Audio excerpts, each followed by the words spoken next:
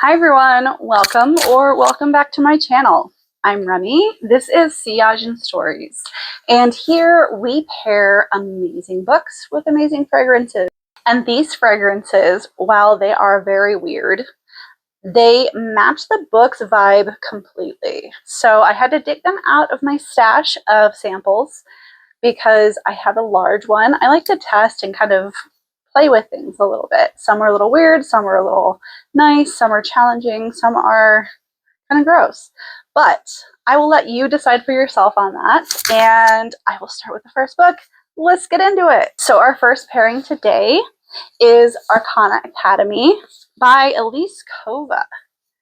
And I'll just read you a real quick blurb. Clara. I listened to it on audiobook, so I'm not entirely sure of how that's supposed to be pronounced. The audiobook narrators had a British accent, so I'm just going to say Clara. That's how I heard it in the book. Clara is sentenced to a lifetime in prison for inking tarot cards, a rare power reserved for practitioners at the elite Arcana Academy. Just when it seems her luck has run dry, the Academy's enigmatic headmaster, Prince Kalis, offers her an escape, but for a price, because there's always a price, right? So for this book, it was very atmospheric. And of course, you know, with any sort of dark academia book, it kind of throws you in head first to the entire experience. So it's giving you, you know, danger and magic and games and trials, which personally I love in a book. But this one I thought would pair best with Zoologist Squid. And I only have a sample of this. Like I said, I had to dig into my samples. But this one, it actually, I don't know if you can tell, but it actually looks like ink in the bottle, which is just incredible. So Zoologist is known for creating fragrances that mimic the environment or the animals themselves. If you want something weird and avant-garde, I definitely encourage you to kind of dive in and figure out what they've got there, because there are some that are a little more wearable, and unfortunately this one is not, but it does serve its purpose, and it is a whole vibe.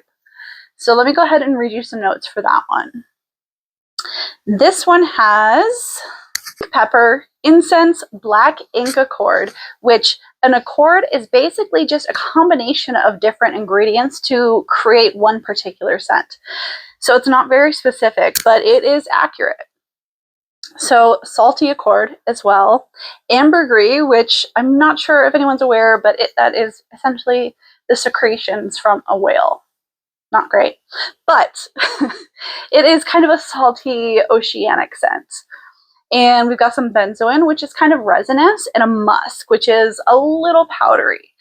I really wish that I could share this experience of smelling it with you with the book, because while it is not your typical perfume that you would expect, it does set a mood, and it does definitely immerse you a little deeper into that story, because with the tarot magic, so she's essentially just inking cards left and right throughout this entire book, and of course there's a romance, but it is a lot of fun. And I think, no, I'm actually certain, now that I think about it, this is only book one of a series, so I'm really looking forward to the next one.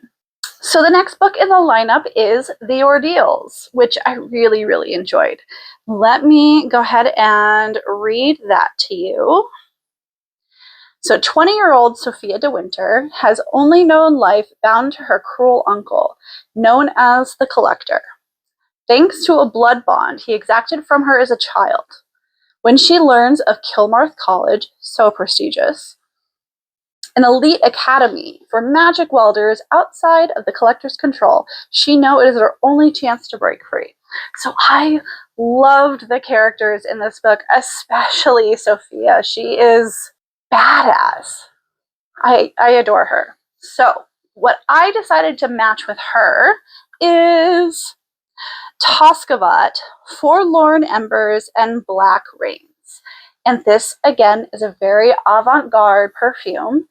And it smells, let me just read the notes to you. So this one is tobacco, marshmallow, bourbon whiskey, walnut, pine, blue hyacinth, dried fruits, ash, oak, mahogany, sycamore, and leatherwood. So this is what that looks like. And it is a very woody fragrance. And it's kind of smoky. It's kind of masculine a little bit. It does mimic the exact atmosphere of this book, and immersion is incredible with this. I love it so, so much. So, with that said, we'll go ahead and move on to our next pairing, which is Alchemy of Secrets. And I love this one. I really do. I had so much fun. I think I devoured this one in maybe like one sitting.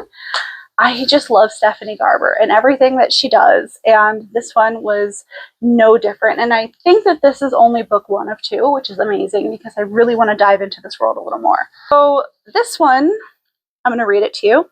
Alchemy of Secrets revolves around our main character, Holland, who receives a cryptic call from the Watchman, who tells her she will die at midnight on Halloween unless she finds the alchemical heart.